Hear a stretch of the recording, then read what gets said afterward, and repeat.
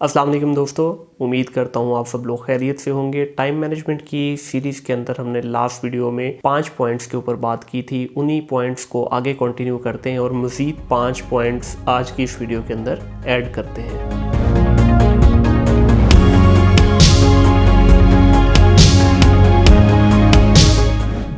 Time management जब भी आपको करना है तो सबसे पहले कुछ चंद बुनियादी चीज़ों का आपको ख्याल रखना होता है, जिनमें से कुछ हमने ऑलरेडी डिस्कस कर ली, कुछ हम आगे जाकर डिस्कस करेंगे। तो ये एक प्रोसेस का बेसिकली नाम है। टाइम मैनेजमेंट कभी भी आप जो है ओवरनाइट अचीव नहीं कर सकते। इसमें सबसे पहले देखिए, जो भी टास्क आप अपनी शेड्यूल करते हैं उसको एक टाइम के साथ लिमिट कीजिए। मिसाल के तौर पे आपने अगर खाना खाना है तो अपना फिक्स टाइम रखिए। आपने नमाज पढ़नी है तो उसके लिए अपना टाइम फिक्स कीजिए। आपने कहीं अपनी फैमिली के साथ आउटिंग पे जाना है तो उसका टाइम स्लॉट फिक्स कीजिए। इसी तरह अगर आपको कोई एक्सरसाइज करनी है तो उसकी टाइम स्लॉट फिक्स कीजिए। अपने ऑफिस के वर्किंग आवर्स को जो है उनको लिमिट कीजिए। हर चीज जब आप कैलकुलेटिव टाइम फ्रेम के अंदर डालना शुरू करेंगे, हर छोटी से छोटी असाइनमेंट को जब आप टाइम स्लॉट देना शुरू करेंगे तो यू विल रियलाइज कि आपके पास एम्पल ऑफ टाइम अवेलेबल होगा at the end of the day. तो ये पहला पॉइंट था कि आप अपनी हर टास्क को, शुरू में डेफिनेटली थोड़ा सा मुश्किल लगता है, लेकिन जब आप इसकी प्रैक्टिस में आ जाते हैं तो आहिस्ता आहिस्ता आपको इसका फील भी नहीं होगा और आपका डे जो है वो प्रॉपरली शेड्यूल होना शुरू हो जाएगा। तो अपनी हर टास्क को टाइम फ्रेम के अंदर डालिए, एक स्पेसिफिक टाइम स्लॉट उसको अलॉट कीजिए और उसके तहत अगर आप अपना डे शेड्यूल करेंगे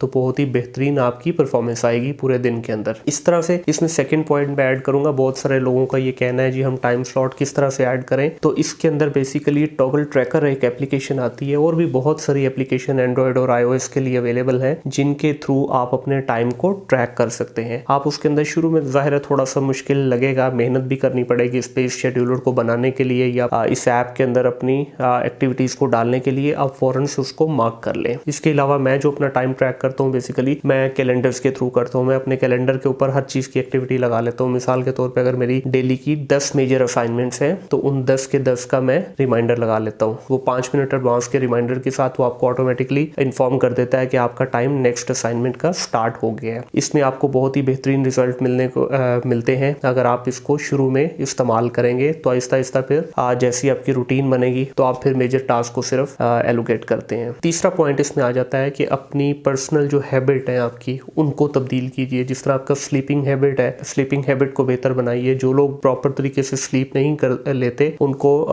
उनकी जो डे टू डे एक्टिविटीज हैं उनके अंदर काफी प्रॉब्लम आती है। मैं खुद आजकल इस चीज के ऊपर काम कर रहा हूँ। मैं बेसिकली इसको मैनेज नहीं कर पा रहा बिकॉज मेरे वर्किंग आवर्स जो है वो थोड़े से तब्दील हुए हैं। मैं ऑलमोस्ट सारी रात काम करता हूँ और सुबह फजर की नमाज के बाद मैं सोता हूँ तो 12-1 बजे उठता हूँ। हालांकि मेरा स्लीप आवर्स वही है 8-10 घंटे जो या 6 घंटे मैक्सिमम होते हैं या 7 घंटे, लेकिन वो ऑड आवर्स हैं सोने के। तो सोने के जो आवर्स हैं उसमें हम काम कर रहे हैं, काम करने के आवर्स में हम सो रहे हैं, तो पूरा दिन ज़ाया हो जाता है। तो उसमें प्रोडक्टिविटी उस तरह से नहीं आ पाती। तो मैं अभी दोबारा फिर इसको रूटीन पे लाने की कोशिश कर रहा हूँ, अपने टाइम को चेंज करने की कोशिश कर रहा हूँ। I am already talking to my clients and they are agreed on the new timeline as well. तो कोई इशू नहीं है। तो जैसे ये बेहतर होगा तो मेरी प्रोडक्टिविटी भी ऑटोमेटिकली बेहतर होना शुरू हो जाएगी। एक चीज इसमें जो चौथा पॉइंट मैं ऐड करूंगा वो है बेसिकली इंटरवल्स का, ब्रेक्स का। इंसानी दिमाग जो है, ह्यूमन ब्रेन जो है, ये मैक्सिमम 90 मिनट्स जो है एट अ टाइम काम कर सकता है। 90 मिनट्स के बाद आपका जो ब्रेन है वो फंक्शनल नहीं रहता उस तरह से परफॉर्मेंस उसकी नहीं होती जिस तरह वो 90 मिनट पहले काम कर रहा था। तो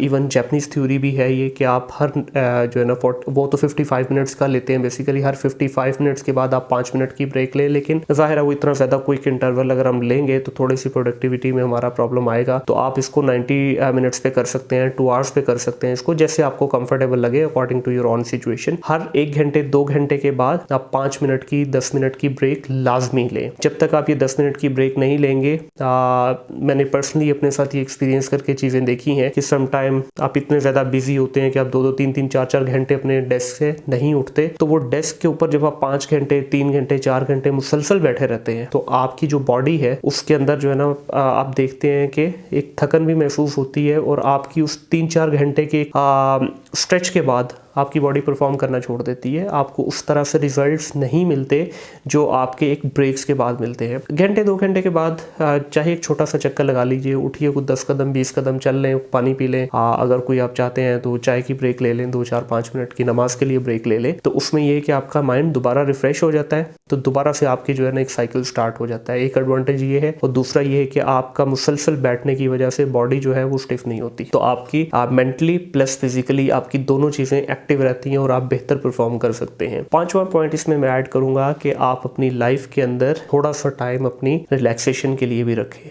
बहुत सारे लोग हैं वो सारा दिन भर काम करते हैं, उसके बाद घर आते आते ही खाना खाया और सो गए, तो जिसकी वजह से ओवरऑल उनका माइंड फ्रेश नहीं हो पाता। वो इवन सोते भी हैं तो सारी उनकी जो स्लीप टेन्योर है वो भी एक टेंशन से ही रहता है, वो एक प्रॉपर स्लीप नहीं ले पाते। तो अपने माइंड को रिलैक्स करने के लिए अपनी फैमिली के साथ टाइम गुजारिए, अपने दोस्तों के साथ, अपने फ्रेंड सर्कल, अच्छे फ्रेंड सर्कल के अंदर बैठिए। कुछ बुक्स ऐसी पढ़ सकते हैं, कोई टीवी शो आप थोड़ी देर के लिए देख सकते हैं, कोई ऐसे एंटरटेनमेंट के लिए कोई भी आप ऐसी चीज देख सकते हैं जिसका आपके माइंड के ऊपर डायरेक्ट इम्पैक्ट हो और थोड़ी देर के लिए आप फ्रेश हो जाते हैं। इसका हरगिज मतलब ये नहीं है कि आप टिकटॉक खोल के 4 घंटे अपने टिकटॉक पे बर्बाद कर दें या 4 घंटे आप जो है को मूवी देखते रहे। थोड़ा सा टाइम अपना रखें, जितना आप समझते हैं कि आपको एक दोबारा आपकी बैटरी चार्ज होने के लिए, दोबारा आपका एक माइंड फ्रेश होने के लिए इनफ है। तो इस पे अगर आप काम करेंगे तो ये 5 पॉइंट ऐसे हैं जो कि डायरेक्टली और इनडायरेक्टली आपकी प्रोफेशनल प्लस आपकी पर्सनल लाइफ के ऊपर इम्पैक्ट लेके आते हैं। तो जब आपकी देखिए प्रोफेशनल लाइफ बेहतर होगी तो आपकी पर्सनल लाइफ भी बेहतर होगी, पर्सनल लाइफ बेहतर होगी तो प्रोफेशनल लाइफ भी बेहतर होगी। तो आपको इसके ऊपर बैलेंस रख के काम करना है। अगर आप दोनों चाहते हैं कि आपकी professional life plus personal life बेहतर गुजरे, तो आपको एक बैलेंस क्रिएट करना होगा बिटवीन बोथ द मॉडल्स। किसी भी एक मॉडल के अंदर अगर आपका बैलेंस क्रिएट नहीं होगा तो इवेंचुअली उसका इम्पैक्ट आएगा आपकी परफॉर्मेंस के ऊपर, आपके रिजल्ट्स के ऊपर आएगा।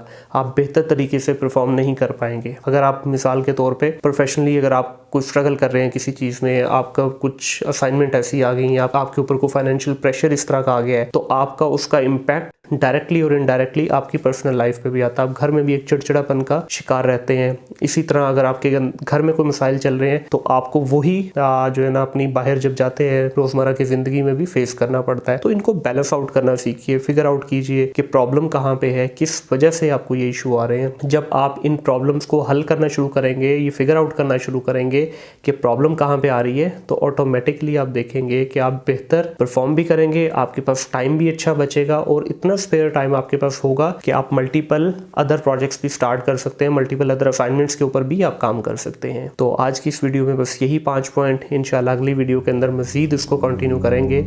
टिल देन अल्लाह हाफिज।